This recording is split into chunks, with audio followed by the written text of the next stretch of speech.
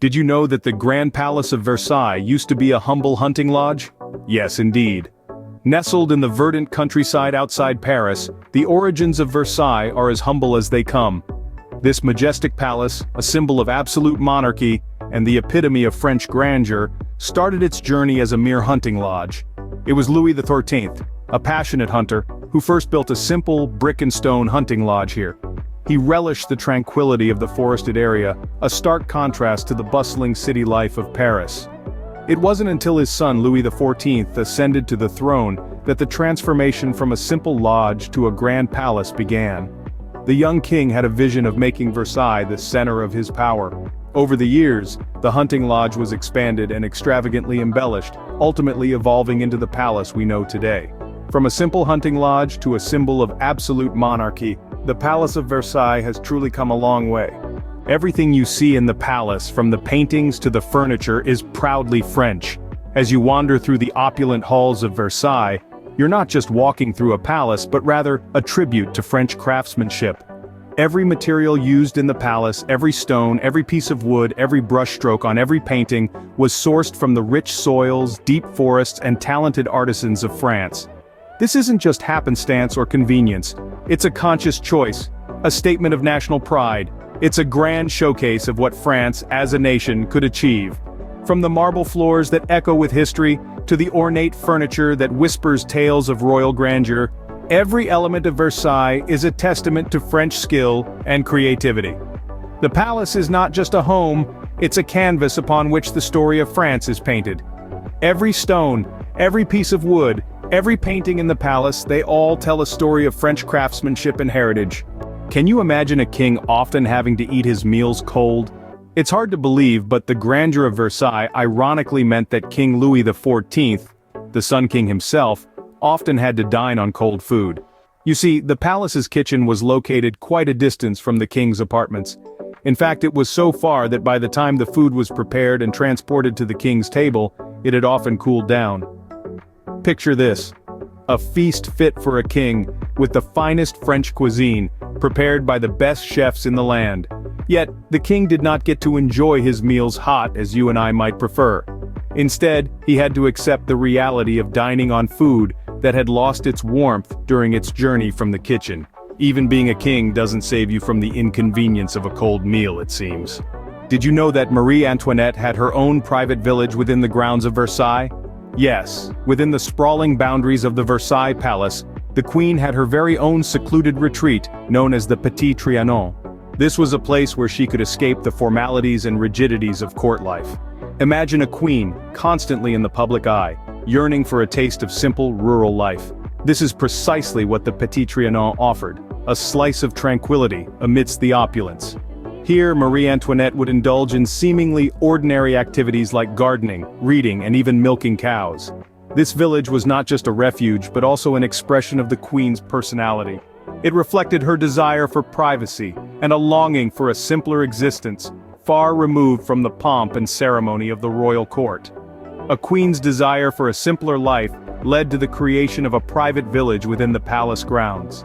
Visiting the gardens of Versailles required a particular dress code.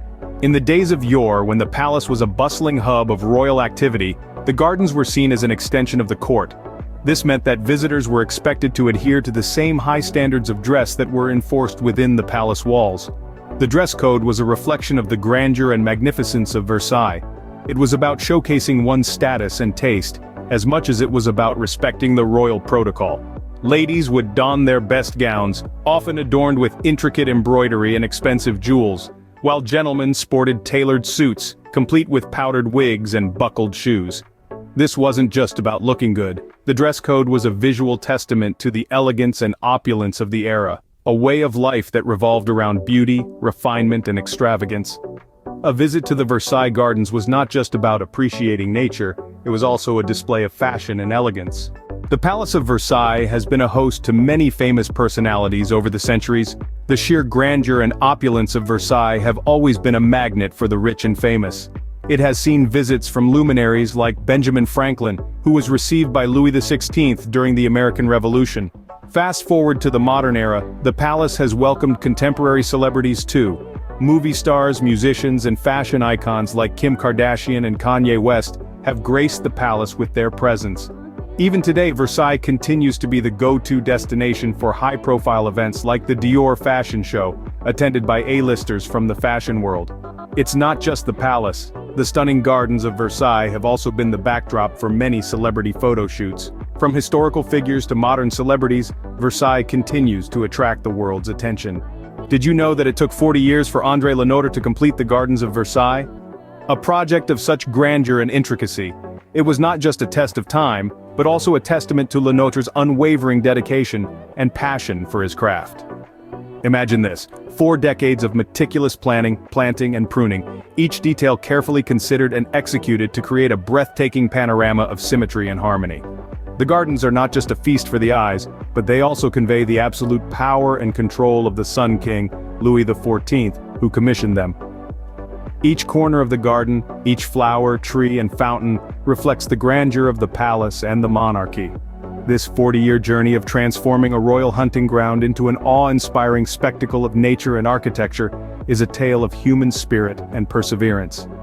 4 decades of relentless effort resulted in one of the most spectacular gardens in the world. The Palace of Versailles has also played a crucial role in scientific research. It may come as a surprise, but this grand palace was more than just a royal residence. It was a hub of scientific innovation. Kings Louis XIV, 15th and 16th all fostered a culture of curiosity and learning, inviting leading scientists of the era to carry out their research within the palace walls. In the 17th and 18th centuries, Versailles saw advancements in areas as diverse as astronomy, botany, and physics. The gardens of Versailles, for instance, served as a living laboratory for botanists, leading to the discovery of new plant species. Similarly, the palace's observatory was a site of significant celestial observations, contributing to our understanding of the universe. So, Versailles was not just about opulence and grandeur, it was also about the pursuit of knowledge, the spirit of discovery, and the advancement of science. Versailles, a palace of grandeur and a cradle of scientific discovery. The Royal Gate of Versailles, a symbol of monarchy, was destroyed during the French Revolution. This wasn't a random act of vandalism, but a pointed statement against the absolute rule of the monarchy. The gate, once standing tall and proud, was reduced to rubble, leaving an indelible mark on the history of Versailles. Its destruction symbolized the end of an era, the fall of the monarchy, and the rise of the common man. The destruction of the Royal Gate was a symbolic end to the era of absolute monarchy. Hot chocolate was the drink of choice at the Palace of Versailles.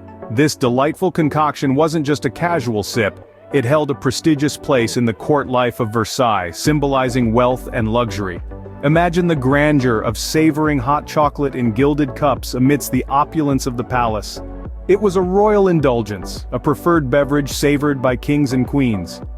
So next time you enjoy a cup of hot chocolate, remember, you're in royal company. So, how much did you know about the Palace of Versailles before this video?